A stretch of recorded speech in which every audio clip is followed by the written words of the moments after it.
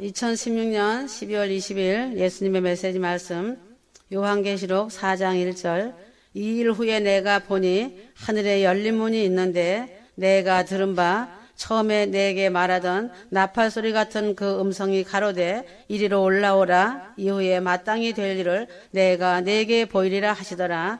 휴거될 성도들이 알아야 할 요한계시록이다. 요한계시록은 예수 그리스도의 계시이다. 반드시 속히 될 일을 그 종들에게 보이셨다는 것이다. 예수님의 제자들이 다 순교당하고 사도 요한만이 홀로 남았었다. 기독교의 핍박으로 요한을 펄펄 끓는 기름가마에 넣고 죽이려고 하였으나 요한은 죽지 않았다. 왜 죽지 않았는지 알아야 한다. 예수 그리스도의 계시를 증거하기 위함이었다. 죄인들을 가두는 반모라는 섬에서 주일에 성령에 감동하여 나팔 소리 같은 큰 음성으로 장차 오실 예수님의 공중재림 휴거와 7년 환란, 천년 왕국, 백보자 심판, 새하늘과 새 땅을 보이시는 예수 그리스도의 계시였다. 요한계시록 2장과 3장은 지상의 7교회를 보여주고 있다. 7교회에 대한 내용이 2장 3장에서 지상사건으로 보여주시다가 4장부터 천상의 세계를 보여주신 것이다. 사도 요한이 2일 후라고 한 것은 지상의 세계가 아닌 천상의 세계를 본 것을 2일 후라고 한 것이다. 성도가 이 땅에 살면서 보는 세계는 땅의 세계가 있으면 반드시 하늘의 세계가 있음을 보여주고 계신다는 것이다. 그러므로 휴거 성도는 이 땅에서 부르심을 받아서 하나님의 인도를 받는 것이다. 이 땅에서 부르심으로 하나님의 인도하심 따라 살다가 하늘로 올라가는 부르심이 있다는 것이 하나님의 계획이시다. 이 땅은 잠깐이요 저 천국은 영원한 곳이기 때문이다. 땅에 잠시 사는 게 전부가 아니다. 반드시 속히 될 일은 주 하나님 예수께서 공중재림하실 때 하늘에서 부르시는 나팔 소리 같은 주의 음성을 반드시 듣게 된다는 사실이다. 살전 4장 16절에서 18절이다. 주께서 호령과 천사장의 소리와 하나님의 나팔로 친히 하늘로 쫓아 강림하시리니 그리스도 안에서 죽은 자들이 먼저 일어나고 그 후에 우리 살아남은 자도 저희와 구름 속으로 끌어올려 공중에서 주를 영접하게 하시리니 그리하여 우리가 항상 주와 함께 있으리라. 그러므로 여러 말로 서로 이로하라. 사도 요한이 육신의 눈으로 보다가 영안이 열려 보는 것은 하늘에 열린 문이 있었다. 하늘 문을 열어놓은 것은 들어가 보게 하려고 열린 문이 있는 것이다. 사도 요한이 지상의 교회를 보다가 하늘문을 보았다. 하나님께서 7교회 중에 빌라델비아 교회에게 열린 문을 두었다. 계시록 3장 8절 볼지어다 내가 네 앞에 열린 문을 두었으되 능히 닫을 사람이 없으리라.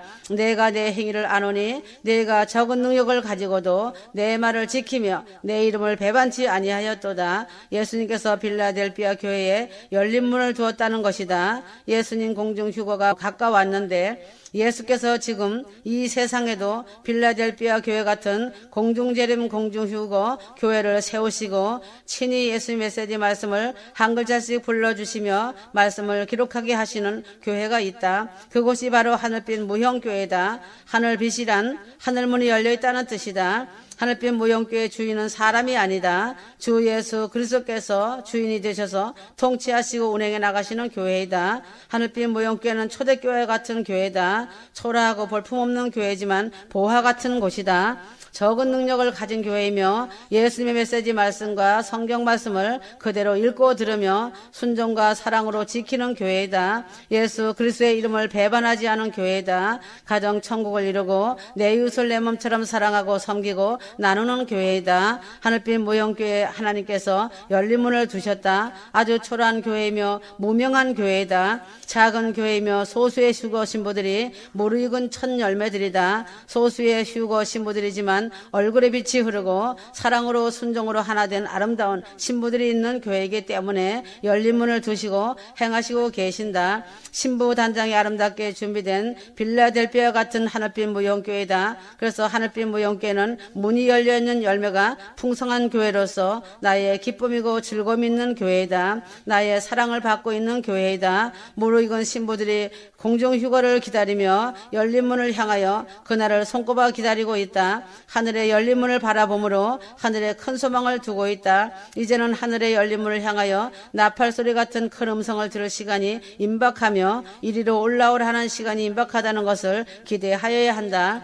예수께서 작은 고을 베들레헴에서 나시고 나사렛에서 자라시고 때가 되어 복음을 전하셨다. 예수께서 이스라엘 땅에서 복음을 전하심으로 예수님을 볼 수 있었고 예수님의 음성을 들을 수 있었다. 예수님을 옷깃이라도 만질 수 있는 혈우증 여인이 있었다. 예수께서 죽은 자 가운데서 부활하심으로 부활하신 모습 그대로 제자들에게 말씀하셨다.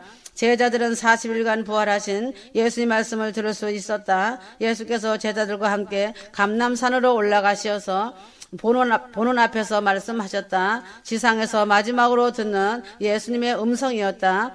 사도행전 1장 8절 오직 성령이 너희에게 임하시면 너희가 권능을 받고 예루살렘과 온 유대와 사마리아 땅끝까지 이르러 내 증인이 되리라 하시니라. 예수께서 지상에서 마지막 육성으로 말씀하시고 저희 보는 데서 하늘로 올리워 가셨다. 올라가실 때 하늘에서 들리는 소리가 있었다. 사도행전 1장 11절 가로되 갈릴리 사람들아 어찌하여 서서 하늘을 쳐다보느냐. 너희 가운데서 하늘로 올리우신 예수는 하늘로 가심을 본 그대로 오시리라 하였느니라. 예수께서 하늘로 승천하신 후에 처소를 다 예비하시면 휴거 성도들 데리러 오시는 공중 휴거가 있다. 예수님의 공중 재림 휴거 나팔소리 같은 이리로 올라오라라는 주의 큰 음성이 반드시 들린다. 인간이 사는 땅은 세상이다. 세상은 땅에 있다. 인간은 땅의 인생으로 살아가고 있다. 소망의 인생은 하늘 본향을 바라보고 산다. 성도가 바라보는 하늘은 이 땅에서 바라보는 하늘이 아니다. 하늘이 열리는 셋째 하늘이다. 휴거 성도는 7년 대환란 전까지 교회 시대에 살고 있다. 교회가 신부단장하여 하늘이 열리며 예수님의 공중 휴거가 일어난다. 공중 재림 휴거 후에 사도 요한에게 보이는 것은 7년 환란에서 일어날 일을 보이시는 것이다.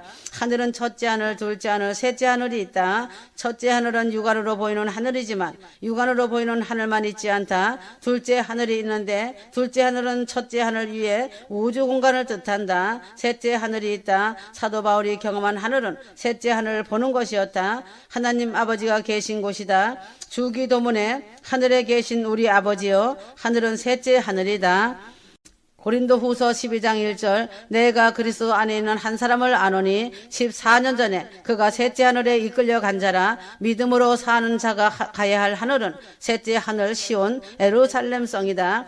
셋째 하늘은 사도 바울 사도 요한이 보았을 뿐 아니라 구약의 선진들이 보았다. 하나님께서 하늘을 열어 보이셨다. 스데반이 성령이 충만하여 하늘을 우러러 주목하여 하나님의 영광과 및 예수께서 하나님의 우편에 서신 것을 보고 말하되 보라 하늘이 열리고 인자가 하나님 우편에 서신 것을 보노라 한데 스데반의 성령 충만은 하늘을 우러러 보는 것이었다. 스데반이 사람들에게 선포하는 것은 하늘이 열려 보이는 것을 말하였다. 하늘문이 닫혀 있는 것은 안 보이지만 하나님께서 성령의 감동으로 보게 하는 것은 하늘이 열려 하늘에 있는 것을 보는 것이었다.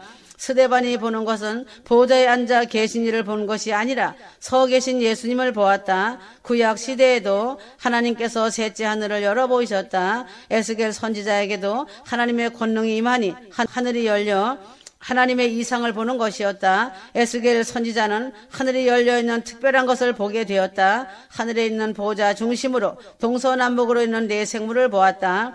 에스겔 1장 1절 제30년 전 4월 5일에 내가 그 발강가 사로잡힌 자 중에 있더니 하늘이 열리며 하나님의 이상을 내게 보이시니 하늘이 열림으로 확실한 예수님의 공중재림과 지상재림과 함께 7년 환란 전에 하늘이 열리며 공중재림 휴거가 성령의 바람을 타고 이끌려 올라간다.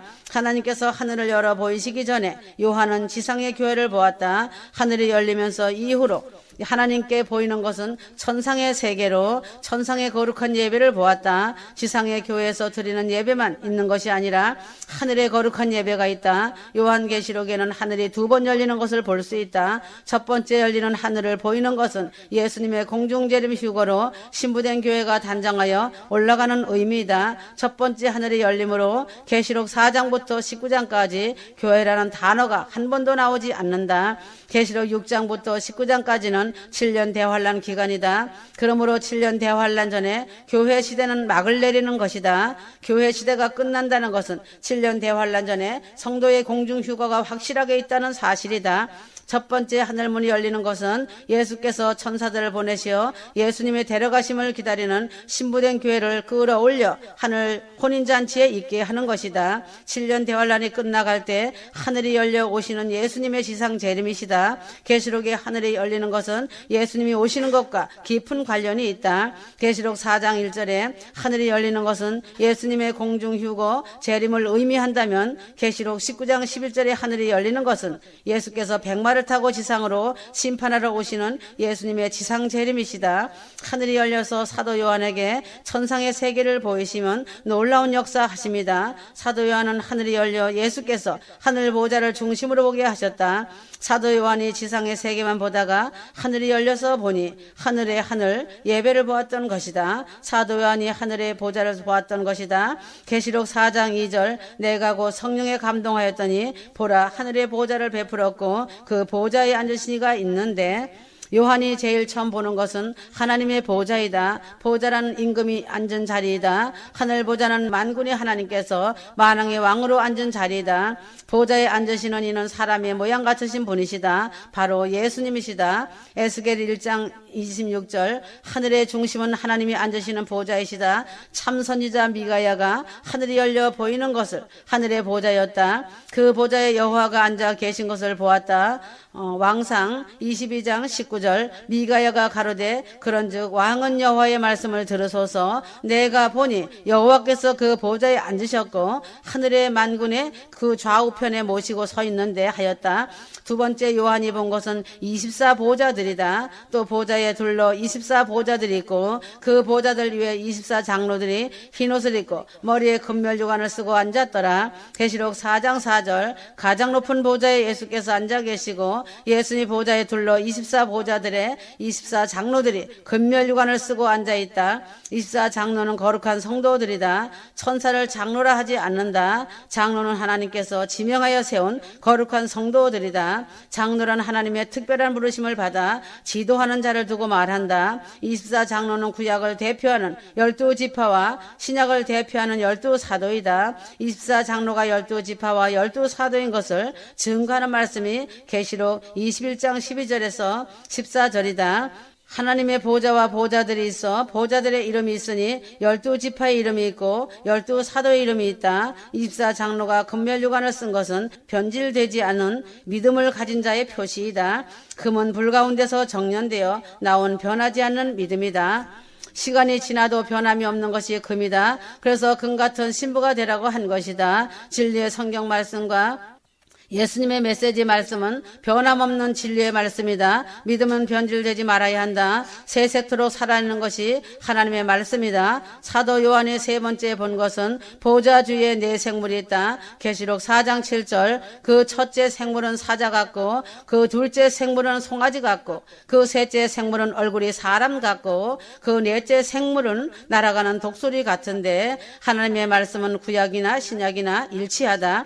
구약의 선지자가 하늘이 열려 하늘을 보니 보좌 주위에 네 생물을 보았다. 신약의 사도 요한이 하늘이 열려 보좌 주위를 본 것도 네 생물이다. 그 얼굴들의 모양은 넷의 앞은 사람의 얼굴이요 넷의 우편은 사자의 얼굴이요 넷의 좌편은 소의 얼굴이요 넷의 뒤는 독수리의 얼굴이니 에스겔 1장 10절 왜 보좌 주위에 네 생물이 사자 같고 사람의 얼굴이요 소의 얼굴이요 독수리의 얼굴이라고 하였는지 깊은 말씀에 의미를 알아야 한다. 신약 성경의 복음서는 사복음서이다. 사복음서가 순서대로 마태, 마가, 누가, 요한복음이다. 사복음서가 될 수밖에 없는 것은 보좌주의 네 생물과 관련이 있다. 첫째 생물의 얼굴 중에서 사자의 얼굴은 마태복음을 뜻하고 있다. 마태복음의 강조는 왕으로 오신 예수님이시다. 마태복음 2장 2절 유대인의 왕으로 나신 이가 어디 계시뇨? 우리가 동방에서 그의 별을 보고 그에게 경배하러 왔노라 하니, 동방 박사들이 별을 보고 경배하러 온 것은 유대 땅 베들레헴의 나신 왕을 경배하러 왔다. 마태복음 왕으로 오신 예수님을 강조하는 사자 같은 얼굴이다. 사자는 동물의 왕이다. 사자의 얼굴이란 뜻은 마태복음으로 왕으로 오신 예수님을 의미하고 있다. 둘째 소의 얼굴을 한 것은 마가복음을 가리키고 있다. 예수께서 이 땅에 오신 것은 섬기는 예수님으로 오셨다. 예수께서 오신 것은 섬김을 받는 것이 아니고 섬기러 오셨다. 소가 하는 것은 평생 섬기다가 가는 것이다. 소가 자신의 생을 다하여 섬기다 죽으면 소의 모든 것을 유익하게 남기는 것이다. 예수님께서 이 땅에 평생을 섬기시다가 십자가에 죽으심으로 남기는 부활의 생명을 주시는 것이었다. 셋째, 사람의 얼굴을 한 것은 누가복음을 가리키고 있다. 누가복음은 인자하신 예수님을 의미하고 있다. 예수님은 인성을 가지셨다. 예수님께서는 신성으로 하나님이시지만 인성으로 육체를 가지고 계셨다. 그러므로 예수님은 인성으로 기도해야 했고 인성으로 식사를 안 드시면 배고파 하셨다. 심한 스트레스도 받으시고 또한 슬프시면 우셨다. 인성으로 육체의 심한 고통으로 십자가를 질 수밖에 없으셨다. 심히 죽게 되어 겟세마네 동산에서 땀이 핏방울이 되는 기도가 있었다. 넷째, 독수리 얼굴을 가지는 것은 요한복음을 가리키고 있다. 독수리 얼굴이란 예수께서 신성을 가지고 계셨다는 의미이다. 요한복음은 특히 예수님의 신성을 가지고 있다. 예수님이 신성으로 성자 하나님이심을 강조하고 있음을 발견한다. 기독교의 근본 중에 중요한 것은 예수님의 신성이시다. 오늘날 배도는 예수님의 신성을 부정하는 것이다. 예수님을 가볍게 인성으로만 보는 경향이 있다. 분명한 것은 독수리 날개침같이 예수께서 부활하셔서 하늘로 승천하셨다. 또한 신성으로 하늘로 다시 오셨다. 이는 예수께서 부정할 수 없는 신성을 가지고 계시는 분이시다. 지상의 교회에만 예배가 있는 것이 아니다. 하늘 문이 열려 보게 하시는 것은 하늘의 거룩한 예배이다. 하늘에서 성령의 감동으로 보는 광대하고 거룩한 광경은 하늘 예배이다. 하늘에서 신령과 진정의 예배는 하늘 음악이 있다. 찬양이 얼마나 중요한지 하늘 예배를 통하여 볼 수 있다. 보좌 주위로 보좌들의 24장로와 네 생물이 예수님의 이름을 높이는 찬양을 하는 것이었다. 네 생물이 각각 6날개가 있고 그 안과 주위에 눈이 가득하더라. 그들이 밤낮 쉬지 않고 이르기를 거룩하다 거룩하다 거룩하다 주 하나님 곧 전능하시니여 전에도 계시고 이제도 계시고 장차 오실 자라 하고. 계시록 4장 8절 계시록 4장 11절 네 생물이 전에도 계시고 지금도 계시고 장차 오실 예수님의 이름을 높이었다. 24장로들이 만물을 지으신 주 하나님을 찬양하였다. 대환란전 교회 예배에는 복음의 말씀이 있어야 한다. 이 땅에 오신 예수의 모습은 왕으로 오셨고 섬기러 오셨고 신성과 인성을 가짐으로 십자가에 죽으시고 부활하시어 하늘로 승천하셨다. 승천하신 예수님 하늘 보좌에서 24보좌들과 그룹의 네 생물의 찬양을 받으신다는 것이다. 휴거 신부들은 큰 소망을 가지고 주님 맞을 준비하여야 한다. 휴거 준비하는 성도들은 말씀이 없으면 준비하지 못한다. 그러므로 하늘빛 무용궤를 이곳에 세우시고 예수님의 세지 말씀을 내가 친히 한 글자씩 불러주어서 나의 여정을 통해 기록하게 하였다. 나의 사랑하는 신부 나의 여정을 통하여 함께 동행하며 많은 말씀을 기록하였다. 나의 여정은 나의 목소리만 들어도 나의 마음을 알고 있다. 한 몸이기 때문이다. 이제 이 땅에서 나의 여정과의 시간이 거의 마무리되었다. 그러므로 세상에서는 눈으로 그는 나를 보지 못하고 나의 음성만 듣고 서로 대화를 나누고 말씀을 기록하였지만 이제는 천국에서 얼굴과 얼굴을 맞대고 볼 것이다. 그날의 실제가 되어 나의 여정과 나와 더 애절한 사랑을 나눌 것이다. 그동안 많은 고생하고 수고 많이 하였다. 천국에서 내가 그를 영화롭게 하리라. 그래서 하늘빛 무용궤를 이곳에 세우기에 택한 곳이 지금 이곳 천안이라는 곳이다. 천안은 나의 깊은 뜻이 있는 곳이다. 작고 보잘 보잘것없다고 무시하지 마라. 이곳 하늘빛 무용교회 나의 여종을 함부로 비방하고 판단하는 자들의 소리를 나는 다 들었고 보았다. 자신들이 심은 대로 거둘 것이다. 하늘빛 무용교회는 말씀이 있기 때문에 골짜기에 물이 풍성한 곳이다. 열왕기하 3장 16절 저가 가로되 여호와의 말씀이 이 골짜기에 개천을 많이 팔아 하셨나이다 하였다. 모압 왕 메사가 새끼양 10만 마리의 털과 수양 10만 마리의 털을 북이스라엘 왕에게 바쳤다. 그러나 북이스라엘 왕 아합이 죽은 후에 아합의 아들 여호람 때에 모압 왕이 이스라엘 왕을 배반하여 더 이상 바치지 않았다. 모압이 이스라엘보다 강해진 것이다. 아합의 아들 여호람 왕이 남유다와 여호사밧에게 모압 왕이 나를 배반하였으니 함께 치겠느냐고 협조를 구하였다. 이에 이스라엘 왕과 유다 왕과 에돔 왕이 연합하여 모압을 치러 길을 둘러 가더니 7일의 군사와 따라가는 가축을 먹일 물이 없었다. 먹일 물이 없자 이스라엘 왕 여호람은 여호와를 원망하였다. 그러나 남유다 여호사밧 왕은 여호와께 물을 만한 선지자를 찾았다. 이스라엘 여호람 왕과 유다 여호사밧 왕의 극한 상황에 환경적인 태도를 보아라. 여호와를 원망하는 이스라엘 왕 여호람 왕하 3장 9절 이스라엘 왕이 이르되 슬프다. 여호와께서 이 세 왕을 불러 모압의 손에 넘기려 하시는도다. 한국 속담에 잘 되면 자기 탓, 안 되면 조상 탓이라는 속담이 있다. 이스라엘 왕 여호람의 형편이 이 속담과 같다. 여호람 왕은 여호와께서 이 세 왕을 불러 모은 적이 없다. 7일의 군사와 따라가는 가축을 먹일 물이 없으니까 여호와의 탓을 하고 있다. 오늘날 자유 대한민국은 국가적 이익에 있다.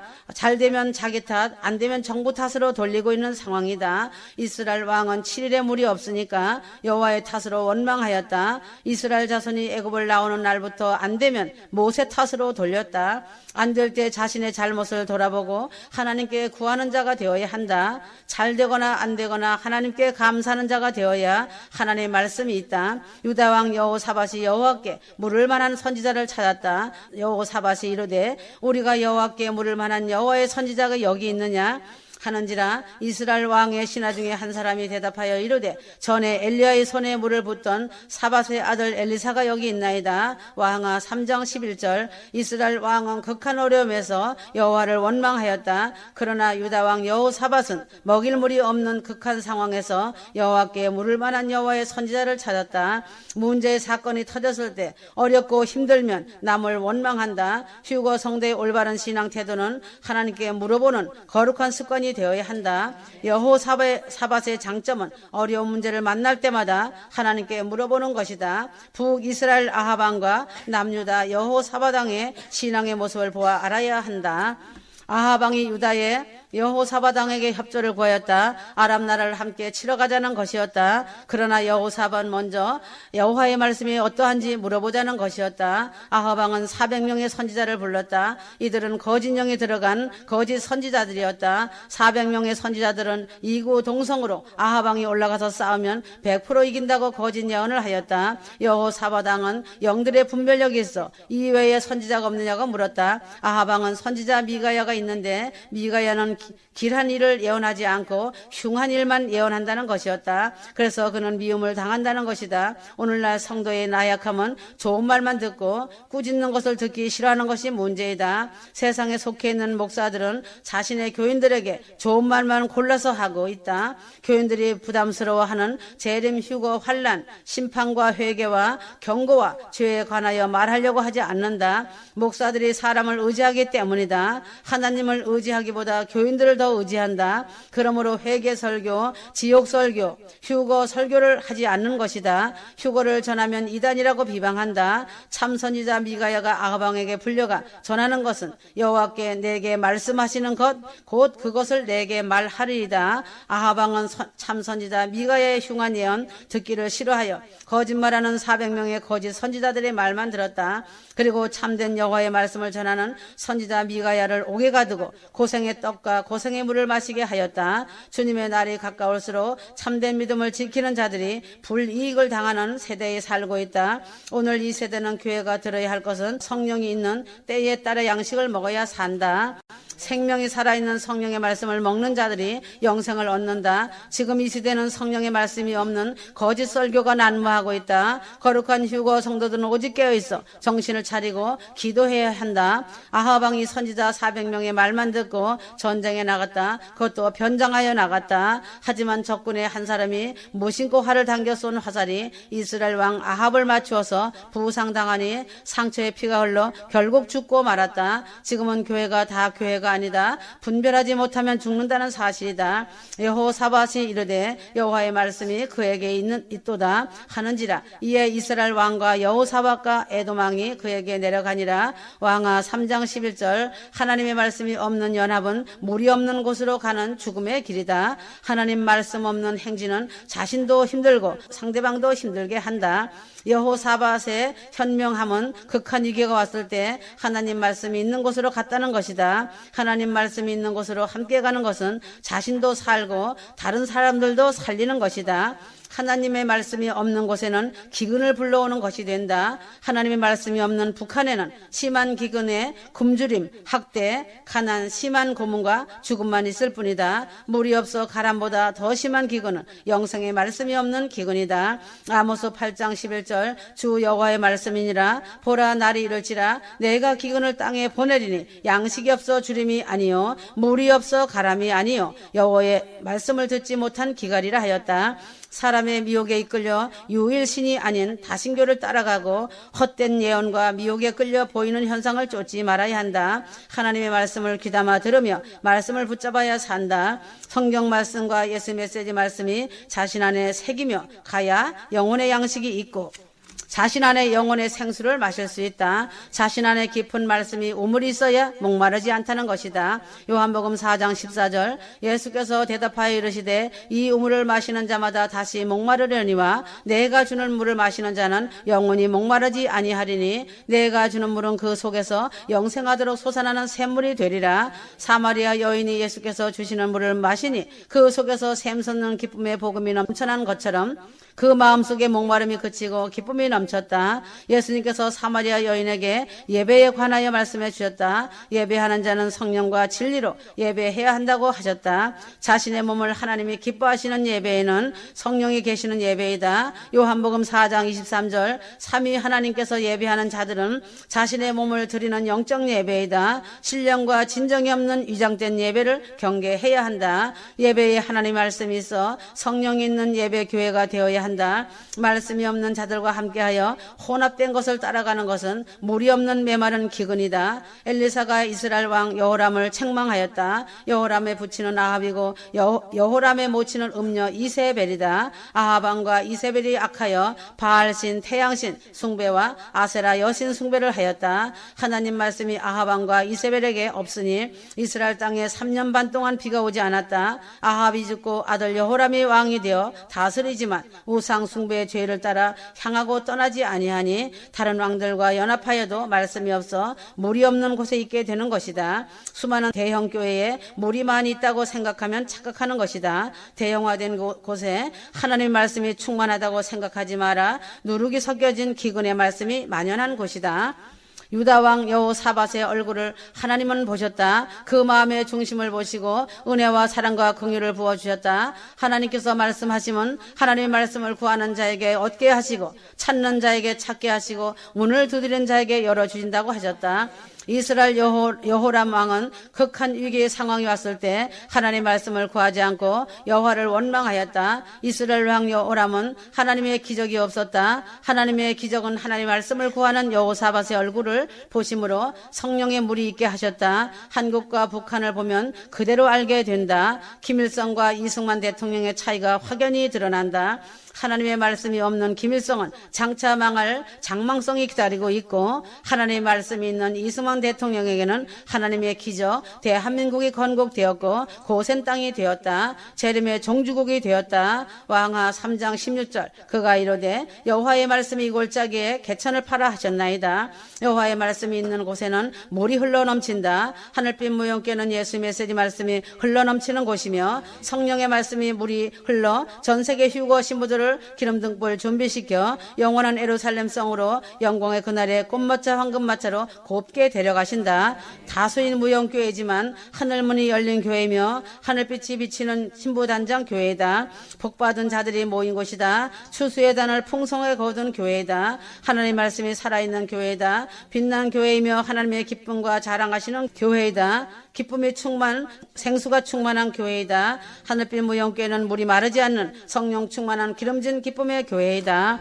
여호와의 말씀이 있는 곳에 물이 있다. 이스라엘 왕과 에돔 왕이 연합하여 모압을 치러 길을 둘러간지 7일에 물이 없었다. 그러나 하나님의 말씀이 있는 엘리사 선지자에게 새 왕이 가니 하나님의 말씀은 이 골짜기에 개천을 많이 파면 물이 가득하다는 것이다. 하나님의 말씀은 나도 살고 다른 사람도 살리고 가축과 짐승이 마실 수 있게 하신다. 생수의 말씀이 살아있는 휴거 신부들은 자신도 사는 영광이고 가족, 권력, 친척들도 살리는 놀라운 복을 받는다.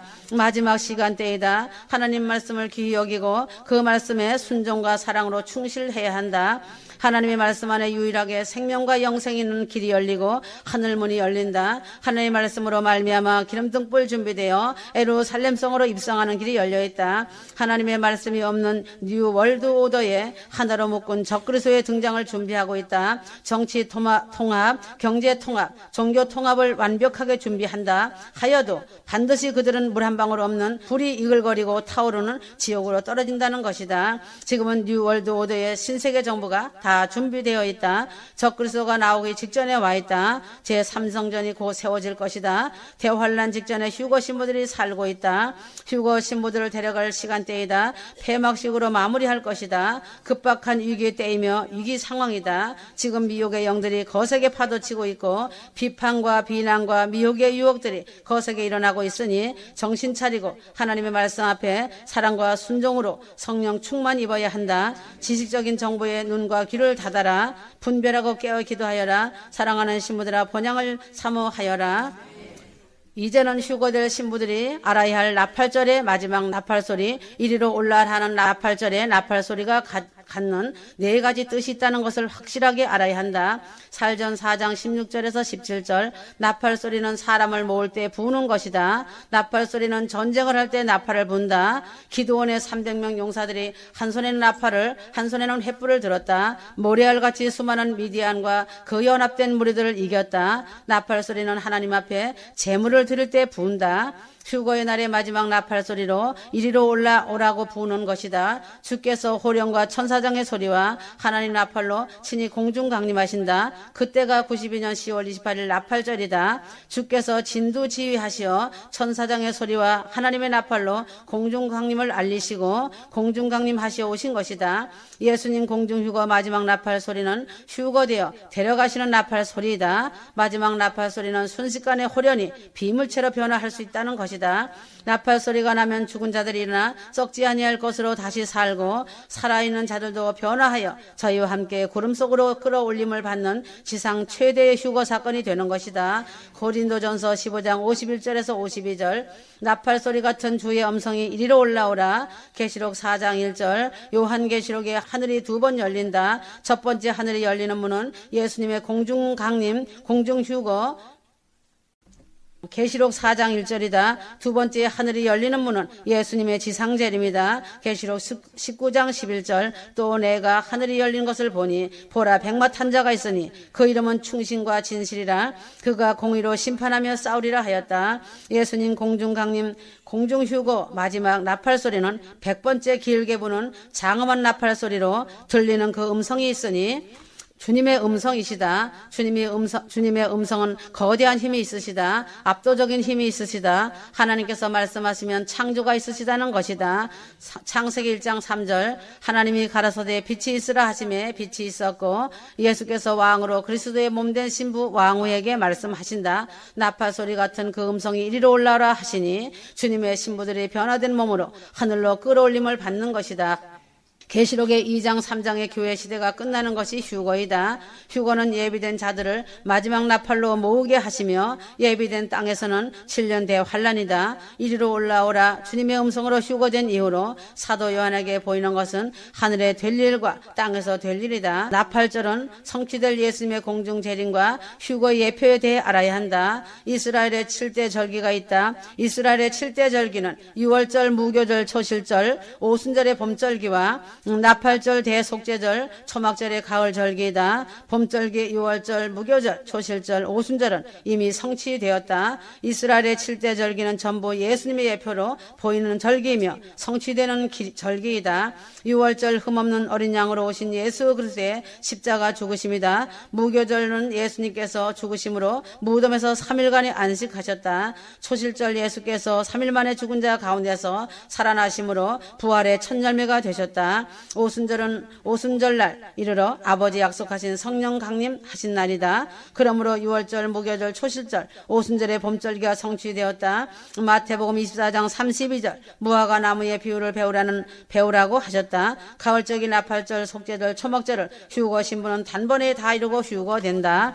나팔절 마지막 나팔로 예수님의 공중 강림과 휴거 대속죄일 이스라엘 민족이 2000년 전에 예수님의 메시아 그리스도임을 알고 회개하여 돌이키는 것이다. 초막절, 장막절 예수님의 지상재림과 천년 왕국이다. 스가랴 14장 16절 예루살렘을 치러 왔던 열국 중에 남은 자가 해마다 올라와서 그 왕 만군의 여호와께 숭배하며 초막절을 지킬 것이라. 나팔절의 나팔소리에 4가지 의미가 가지는 실상을 알아야 한다. 고린도전서 15장 51절에서 52절이다. 나팔절의 나팔소리는 아무렇게나 부는 나팔소리가 아니다. 100번의 나팔을 부는데 4가지의 나팔소리를 가지는 의미를 가지고 있다. 4가지의 나팔소리는 이 시대를 살면서 예수님의 공중강림을 기다리는 4가지의 거룩한 성도의 자세이다. 데키아는 나팔을 한 번 부는 것을 데키아라고 한다. 한 번의 나팔을 부는 데키아의 의미는 왕이 오신다는 것이다. 한 번의 나팔 소리는 한 분 되시는 예수께서 왕으로 오시어 공중강림 공중휴거로 왕후를 데려가시고 지상재림으로 하나님 나라가 임하여 지상에서 천년왕국을 다스리는 평강의 왕이시다. 예수님의 지상재림은 짐승과 거짓 선지자 이 둘을 산채로 유황불 붙는 못에 던져 버리신다. 그리고 사단을 잡아 천년 동안 무정행이라는 옥에 가두어 버리신다. 짐승과 거짓 선지자와 사단이 없는 세상을 평강의 왕으로 다스리는 진정한 평화 시대가 천년 동안 이루어진다. 그러므로 다시 오시는 예수께서 만왕의 왕 만주의 주로 오심을 알리는 것이다. 쇠바림, 나팔소리로 짧게 3번 부는 것을 쇠바림이라고 한다. 짧게 3번 부는 쇠바림의 뜻은 회개하라이다. 다시 오시는 예수님을 알리고 취해야 할 자세는 회개하는 자가 되어야 한다. 회개하는 자에게 천국이 가까이 왔다는 것이다. 마태복음 4장 17절 이때부터 예수께서 비로소 전파하여 가라사대 회개하라 천국이 가까웠니라 하시더라. 예수께서 하늘 처소를 다 예비하여 공중 강림하시기까지 하나님의 자녀로 회개하기를 원하신다. 천국은 회개하는 자에게 가까이 온다는 것이다. 그러므로 과거나 현재나 동일하게 왕으로 오시는 예수님을 환영하고 모셔드리는 것은 회개이다. 지금은 교회들이 회개하라는 설교가 사라졌다. 젖이나 먹고 단단한 식물을 먹기 싫어서 회개하라는 말씀을 선포할 용기도 없고 신자들이 회개할 양심을 잃어버린 지 아주 오래되었다. 그러므로 성경 말씀은 하나님의 선물인 성령을 받는 것은 회개하라이다. 테루아 나팔 9번 부는 것은 테루아라고 한다. 왕이 오시는 예수님을 공중에서 맞이하는 공중휴거 되기 위하여 취할 것은 자는 자들과 같이 자지 말고 깨어 있어야 할 것이다. 마지막이 가까울수록 성도의 자세는 근신하여 깨어 있어야 한다. 베드로전서 5장 8절, 마태복음 25장 13절, 그런즉 깨어 있으라 너희는 그날과 그 시를 알지 못하느니라 하셨다. 데키아 하가돌이란 데키아 하가돌은 100번째 가장 웅장하고 길게 부는 마지막 나팔이다. 가장 길게 부는 100번째 마지막 나팔 소리는 나팔 소리 같은 예수님의 음성으로 이리로 올라오라고 하는 예수님의 음성이시다. 7년 환란 전의 나팔절의 나팔 소리는 예수님의 공중강림 공중휴거 마지막 나팔 소리로 길게 불어서 온 지구상에 있는 죽은 자들이 먼저 일어나고 저희와 함께 살아있는 자들이 변화되어 주님의 음성으로 하늘로 올라가는 변화된 영광이 일어난다. 누가복음 21장 35절에서 36절 나팔절의 나팔 소리의 네 가지 조합은 이 세대를 살면서 이 세대를 본받지 말고 주님의 그날과 그 시간이 일어날 공중휴거를 간절하게 사모하는 마음으로 첫 번째 왕으로 오신 신랑 예수님이 이 공중강림하시어 오신 것을 확실하게 믿는 것이다. 두 번째는 거룩하고 흠없이 보존되기 위하여 날마다 회개하는 자가 되어야 한다. 지존무상하며 영원히 거하며 거룩하다 이름하는 자가 이같이 말씀하시되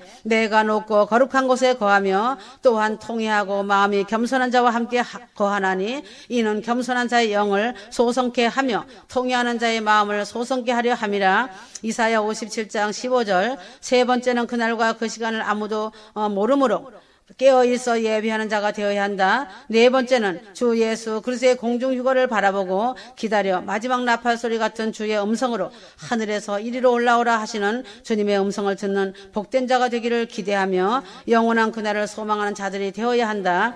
그러므로 나팔절의 나팔 소리의 네 가지 뜻은 왕이 92년 10월 28일 나팔절에 공중 강림하시어 오셨다 이며 회개하라 깨어라 이리로 올라오라 이다. 예루살렘 성으로 들어가는 휴거 신부의 영광은 이로 헤아릴 수 없는 영광의 복을 받은 자이다. 이제는 자신을 지극히 거룩한 믿음 위에 자신을 건축하여야 한다. 사랑하는 자들아 너희는 너희의 지극히 거룩한 믿음 위에 자기를 건축하며 성령으로 기도하며 하나님의 사랑 안에서 자기를 지키며 영생에 이르도록 우리 주 예수 그리스도의 긍휼을 기다리라. 유다서 1장 20절에서 21절 휴거 신부들은 지극히 거룩한 믿음 위에 자신을 건축할 줄 아는 자들이다. 자신을 건축하기 위하여 성경 말씀과 예수 메시지 말씀을 항상 읽고 듣는다는 것이다. 사람을 의지하여 듣는 것보다 하나님을 늘 가까이 하여 말씀을 듣는 것이 유익하다. 메시지 말씀을 읽고 들으면서 신랑 예수님과 교통하며 교제하며 친밀한 사랑을 나누면서 자신을 돌아보고 점검하며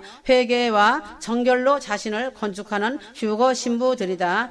메시지 말씀을 믿음으로 신부단장하며 내 이웃을 항상 돌아보며 사랑으로 섬기고 자신을 세워 나간다. 이 세상에 아무리 아름다운 것을 건축한다 할지라도 무너지지만 저 천국의 건축은 무너지지 않는 내 아버지의 집이다. 신부를 기다리고 있는 예루살렘 성인 것이다. 저 천국에 심고 있는 모든 것은 그날에 하나님 아버지께서 큰 상급으로 보상해 주신다. 다윗은 모질었던 광야 생활을 끝마치고 궁으로 들어갔으나 마음이 편하지 않았다. 하나님의 법궤를 모셔야 할 하나님의 성전을 건축하고 싶었던 것이다. 하나님은 다윗의 아름다운 마음을 보셨다. 말씀으로 기도로 찬양으로 지어진 집은 반석 위에 건축된 집이다. 어리석은 자는 모래 위에 집을 짓는다. 모래 위에 집이란 교만하고 탐욕스러운 집을 짓는 것을 말하는 것이다. 지혜로운 자는 예수님의 말씀을 듣고 행하는 자로 반석 위에 견고한 집을 잘 건축한 자이다. 반석은 예수 그리스도이시다. 예수 그리스도 이외 지은 집은 천국에 있는 집이다. 천국에 있는 집은 믿음과 사랑과 순종과 눈물로 건축된 빛난 집이다. 그래서 믿음으로 지은 집은 그 공력이 확실하게 나타난다. 그 사람의 공력을 따라 지은 집은 금이나 은이나 보석이나 나무나 풀이나 집으로 나타난다. 그래서 심은 대로 공력이 나타난다. 자신이 건축한 집은 크게 두 가지로 나타난다. 첫째는 금이나 은으로 보석으로 된 집이다. 두 번째는 나무나 풀이나 짚으로 나타난다. 불로 나타날 때 나무나 풀이나 짚으로 지은 집은 불타서 연단장으로 던져서 고통 속에서 회개하고 부끄러운 구원이 된다. 그 공력이 없어지지 않으려면 금이나 은이나 보석으로 집을 건축해야 한다. 이 세상의 불은 불로 다 태우는 것이다. 그러나 성령의 불은 타지 않게 하는 하나님의 은혜가 있다. 왜 가시떨기에 불이 붙어서 화를 타는데도 가시떨기가 타지 않을까다. 가시떨기는 자신의 나약한 모습이다. 가시떨기는 이 세상에서 아주 연약한 교회의 모습이며 노예 생활하던 이스라엘 자손의 모습이다. 그러므로 가시떨기에 불이 붙었는데 타지 않은 것은 믿음으로 하나님의 능력으로 보호하시는 은총이다. 인간들이 세우는 바벨탑은 하나로 모여 견고하게 지을지라도 얼마 가지 않아 여기저기 무너지고 흩어진다는 것이다. 그러므로 하나님의 세우신 교회는 무너지지 않는다. 종교다원주의로 세계 종교 통합을 이루려는 배도가 일어날지라도 궁극적으로나 다 불타고 장차 망할 장망성으로 무너진다. 유일한 것은 하나님이 세우신 것만 승리한다는 것이다. 견고한 여리고성은 이스라엘 백성을 인하여 경계를 더하여 출입함이 없었다. 날이 갈수록 기독교를 향한 박해를 한다 하여도 공중휴거는 반드시 일어난다. 이스라엘을 향한 구원을 이루심으로 결국은 여리고성 같은 큰 성 바벨론은 반드시 무너진다는 사실이다. 하나님과 싸워 이길 자가 누가 있겠는가이다. 기독교는 소리를 내고 세상과 싸워 이겨야 한다. 깊은 옥중에도 기도 소리, 찬양 소리는 난다. 옥문이 열린다는 것이다. 골방에서 부르짖는 기도와 찬양이 세상 아멜렉을 이긴다. 신랑 예수님은 살아계신 성전이시다. 세상에 있는 성전은 반드시 무너진다. 그러나 예수께서 십자가에서 죽으심으로 3일 만에 부활하는 성전으로 일으켰다는 것이다. 세상이 핍박하고 조롱할지라도 심지어 죽음이 온다 할지라도 두렵지 않을 것은 휴거 성도의 큰 소망인 믿음과 사랑과 순종으로 공중휴거가 기다리고 있다. 예수님이 자신이 성전인 것처럼 휴거 성도에게 믿음으로 건축하게 하는 것은 휴거 신부들을 성전되게 하시는 것이다. 하나님의 크신 은혜와 놀라우신 믿음으로 성전을 건축하게 하시는 것은 창세기 부터이다. 하나님께서 아담에게 가죽옷을 입히셨다. 하나님께서 광야의 하늘의 그림자로 성막을 짓게 하셨고 예루살렘 성전을 짓게 하셨다. 예수께서 성육신으로 오시어 살아있는 성전이 되셨다. 예루살렘의 성전이 무너져도 그리스도의 몸된 지체로 교회를 건축하게 하셨다는 것이다. 예수께서 주는 그리스도시요 살아계신 하나님의 아들이라고 고백한 베드로에게 반석의 교회를 세우겠다고 하셨다. 진짜 교회와 가짜 교회의 차이점이 무엇인지 알아야 한다. 교회에 예수님이 계셔서 열매가 풍성하게 맺히면 진짜 교회이고 예수님 문 밖에서 계시면 그 교회는 가짜 교회이다. 진짜 교회는 그리스도의 몸된 교회로 예수님이 친히 계셔서 아름다운 포도 열매를 맺게 하신다. 그러나 가짜 교회는 예수님이 안 계시고 거짓말하는 영이 있고 탐욕의 영과 교만의 영이 있어 보았다 들었다 하는 적그리스도의 영들이 역사한다. 공중휴거가 아주 촉박한 시간으로 다가오고 있다. 휴거가 가까울수록 성령으로 기도하며 방언으로 기도 많이 하여라. 방언 기도는 자신에게 큰 유익을 준다. 거짓된 영은 주님의 날이 가까울수록 성령으로 기도하는 방언 기도를 못하게 하고 있다. 그러나 모든 기도와 간구에 있어서 무시로 성령으로 기도하는 방언 기도는 자신에게 중요한 부분을 차지하고 있다.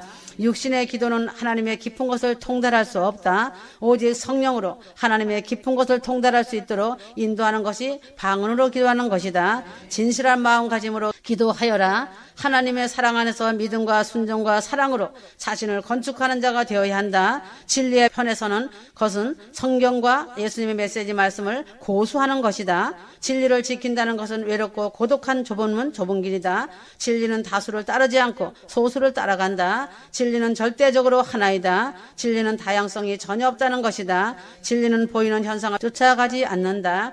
진리는 오직 예수 그리스도시다. 지금 한국은 슬픈 현실이다. 나라가 위기 상태이며 어둠의 그림자가 한국 민족을 더욱더 강하게 뒤덮고 있는 상태인데 촛불만 들면 나라가 편안해질 수 있다고 생각한다. 거짓과 탐욕이 언론몰이로 인해 다 된 밥에 코 푸는 짓을 하고 있다. 부패한 민족이 되는 것이 작금의 현실이다.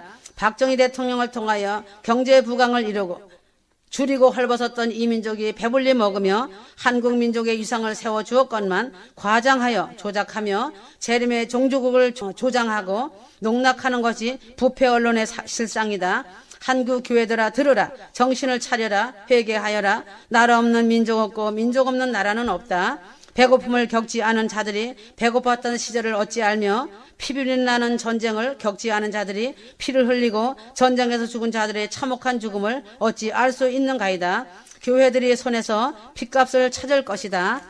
진실인지 거짓인지 분별 못하고 언론몰이로 보여주고 들려주는 대로 보고 듣고 하는 자들이 자신은 선하고 상대는 아무것도 모르는 줄로 착각하여 크게 범죄하고 있다. 휴거를 전한다고 하는 자들 가운데도 자신이 아는 휴거와 진리는 맞고 상대가 외치는 휴거와 진리의 말씀은 틀렸다고 비방하며 판단하고 인신공격도 서슴지 않고 성령 회방죄를 서슴없이 죄를 짓고 있다. 그날에 그들의 머리로 부메랑이 되어 되돌려진다는 사실이다. 한 번 생각하고 말하는 습관을 가져야 죄를 짓지 않는다. 제일 심각한 것은 휴거를 믿는다고 하는 자들이 성령 해방죄에 많이 걸려 넘어진다는 것이 매우 안타까운 일이다. 진실한 믿음을 가진 자들은 분노하며 촛불을 들지 않는다. 예수 그리스도를 가슴으로 믿는 자들은 말씀이 등불이라는 것을 알고 있다. 진리의 말씀에 등불이 비춰지면 하나님의 빛으로 영이 분별을 할 줄 안다. 시편 119편 105절 주의 말씀은 내 발의 등불이요 내 길의 빛이니다라고 하였다. 하나님의 말씀은 촛불이 없다. 예수 그리스도의 교회는 촛불을 켜지 않는다. 자신이 하나님의 성전이 된 자는 촛불로 세상을 보지 않는다. 먼저 자신 속에 있는 빛이 어둡지 않은가 보는 자들이 되어야 한다. 누가복음 11장 34절 자신의 눈이 밝으면 기도의 불씨로 진실의 불을 밝히며 불을 붙인다. 거짓을 말하는 자는 그 속에 거짓을 말하는 영이 있다. 촛불 속에 숨어있는 거짓의 영은 끊임없이 속이고 또 속이고 있다. 성령이 있는 교회는 촛불이 없다. 거짓의 종교는 항상 촛불이 있다. 우상을 숭배하는 곳은 촛불이 항상 타고 있다. 촛불이 있는 곳에는 각종 더러운 참소 영인 개구리 영들이 득실거리고 있다. 촛불이 있는 곳은 하나님 말씀이 없고 패망당할 겉사람만 있을 뿐이다. 이제는 휴거와 동시에 분노한 심판의 몽둥이만 있다는 것이다. 이리로 올라오라 이름 불러줄 것이다. 다 왔다 깨어 있어야 공중에서 만난다. 아멘.